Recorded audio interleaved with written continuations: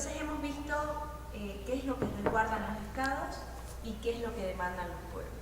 Vemos también que hay visiones encontradas. ¿Qué posibilidades de concertación cree usted habría entre ambas posiciones o podrían existir? Bueno, yo creo que lo primero que es necesario señalar es que estas posiciones encontradas pueden permitir consensos que nada sacrifiquen la apuesta de nuestros pueblos por el desarrollo. Y yo diría que ahí hay un punto que es clave a identificar, porque parece ser como que estas posiciones están polarizadas precisamente porque van por caminos totalmente distintos, ¿no? Y la verdad de las cosas que creo que hay algunos elementos que considerar en términos de cómo pueden ser parte de un proyecto político común. Y este proyecto político común supone poner en la mesa de discusión todos los elementos que implica el debate sobre el desarrollo. Primero, que en nuestras sociedades conviven distintas visiones de desarrollo y que en consecuencia es necesario poder consensuar un modelo de desarrollo que haga posible que los modelos de desarrollo que configuran identidad, como es el caso de los pueblos indígenas o de las pequeñas comunidades locales que por muchísimos años han vivido en sus territorios y han salvaguardado su soberanía alimentaria, puedan seguir desarrollando sus actividades. Que pueda identificarse qué espacios de nuestro territorio permiten el desarrollo de actividades a mayor escala, aquellas en las cuales se estructura el desarrollo económico en nuestro país. Y digo actividades a mayor escala porque creo que ahí también hay que problematizar si esas actividades a mayor escala van a ser en el mediano plazo el extractivismo. Y uno podría dar cuenta de que hoy puede ser el extractivismo, pero es muy clave para la sustentabilidad del mismo modelo de desarrollo y de crecimiento a mayor escala en nuestros países. Es decir, si queremos transitar del subdesarrollo al desarrollo, que rápidamente transitemos de este modelo extractivista, que es un modelo altamente vulnerable, a uno que efectivamente o más industrializado, o que vinculado en definitiva a los recursos naturales busque rápidamente incorporar conocimiento, tecnología de un modo tal que efectivamente maximice los beneficios provenientes de ese sector productivo, pero sobre todo no nos haga dependiente de un modelo productivo que tiene evidentemente alto impacto ambiental y que está estructurado sobre la base de recursos no renovables y por lo tanto en el mediano plazo, como consecuencia del agotamiento de las reservas, es un modelo que está condenado finalmente a su extinción. Ahora, conjuntamente con ello, parece indispensable, y en esta idea de cómo uno va transitando del subdesarrollo al desarrollo, diversificar nuestras economías. Y diversificar nuestras economías en términos de incorporar los distintos sectores productivos, no solo el minero, el hidrocarburífero, sino que también el pesquero, el agrícola, etcétera, pero también otros que son de servicio y que en la actualidad pueden ser tremendamente relevantes, sobre todo en zonas de nuestro territorio rica en recursos naturales y en biodiversidad y en diversidad cultural. Y este es el turismo de intereses especiales, que evidentemente puede ser una importante fuente de ingreso también para nuestros países y que hoy día además ha sido también la base de conflictos ya no solo entre pueblos indígenas, el Estado y la industria extractiva, sino que también de ciertos sectores de la población que han buscado ahí una estrategia de crecimiento económico realmente relevante, relevante, no es un turismo a gran escala que posiciona a nuestros países como un primer destino turístico a nivel mundial. Si pienso en el caso chileno, es el caso de Isla de Pascua, es el caso de Patagonia, y para qué decir el caso boliviano, que evidentemente es un destino turístico obligado por las particularidades culturales y las bellezas que tiene este país. Entonces, pensar en que la única opción es el extractivismo, la verdad que sería interesante abrir un debate democrático respecto a cuál es el modelo de desarrollo y no reducir ese debate a la aprobación o rechazo de un determinado proyecto. O sea, yo diría que por dónde debiera estar las estrategias para lograr en definitiva esos consensos, es que efectivamente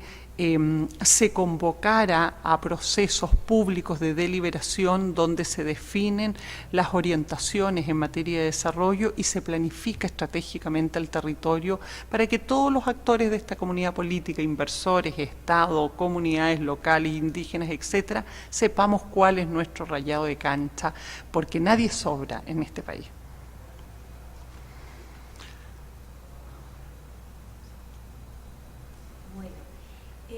Ya para hacer un balance del estado de consulta en países como Colombia, Perú, Chile y Bolivia, ¿en qué situación se encuentra la garantía del ejercicio de este derecho bajo estándares internacionales en estos países? Bueno, al parecer Colombia es el país que ha garantizado más consultas. De ahí efectivamente en Colombia se están llevando adelante masivamente procesos de consulta. Las organizaciones indígenas han tenido un rol fundamental en propiciar estos procesos y entiendo que se han implementado un número realmente importante de consultas. De hecho, el tema preocupante es que son muchas las consultas. Entonces llega un minuto en que en realidad ni las organizaciones indígenas nacionales ni las comunidades indígenas a nivel local pueden realmente sostener y hacer frente a todas las situaciones que requieren, en definitiva, consulta indígena y en las cuales están o podrían estar involucrados. Entonces, aquí es donde cobra particular importancia lo que acabamos de señalar respecto a la necesidad de tener un acuerdo político previo y no reducir el proceso de consulta a los caso a caso. Porque si uno tiene un proceso político previo, evidentemente el proceso de consulta tiene un marco normativo que es mucho más claro y que en definitiva permitiría reducir los costos que implica tener que enfrentar, ¿no?, por vía de la consulta, caso a caso, el destino de los pueblos indígenas en sus respectivos territorios. Entonces, Colombia, está efectivamente trabajando las organizaciones indígenas en esa línea, garantizada la consulta, cómo se va perfeccionando el instrumento para que no se transforme finalmente en una carga para los pueblos indígenas. Ahora, el resto de los países, más bien,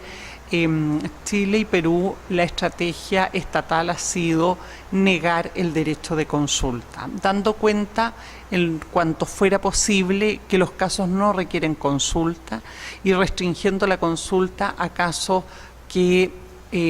por el alto impacto de las afectaciones el Estado estima que requieren en definitiva un proceso de consulta a pueblos indígenas y luego sin que haya un consenso entre el Estado y los pueblos indígenas respecto al procedimiento para su implementación. Y ello evidentemente ha generado una serie de conflictos en torno a la consulta que han llevado a que en ambos países la estrategia de las comunidades sea judicializar sus demandas y por lo tanto presentar en instancias judiciales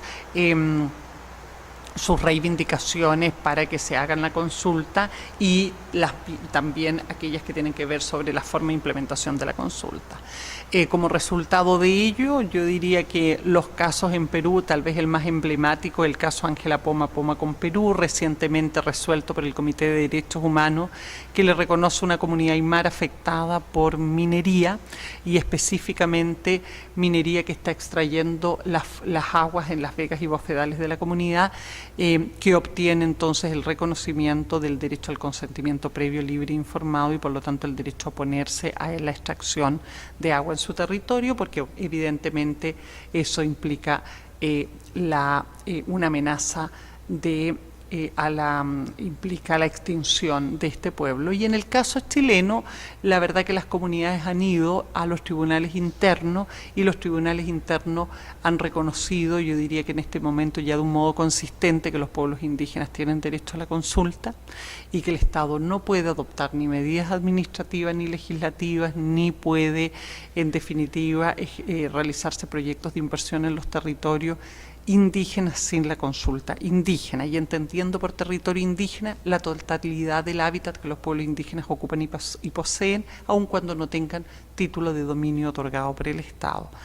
Entonces evidentemente eso es un avance. Ahora, la implementación de estos fallos ha sido un nuevo retroceso, porque el Estado también vuelve a leer estos fallos pretendiendo tener márgenes de discrecionalidad para implementar procedimientos que le permitan, en definitiva, tener el control sobre la decisión. Y por lo tanto, aun cuando esa decisión no salvaguarde los derechos colectivos de las comunidades. En consecuencia, ahí hemos tenido una nueva situación de retroceso que lleva a judicializar nuevamente los casos, pero ahora ya no para exigir que se cumpla la consulta, sino para exigir que se cumplan los otros derechos de los pueblos indígenas.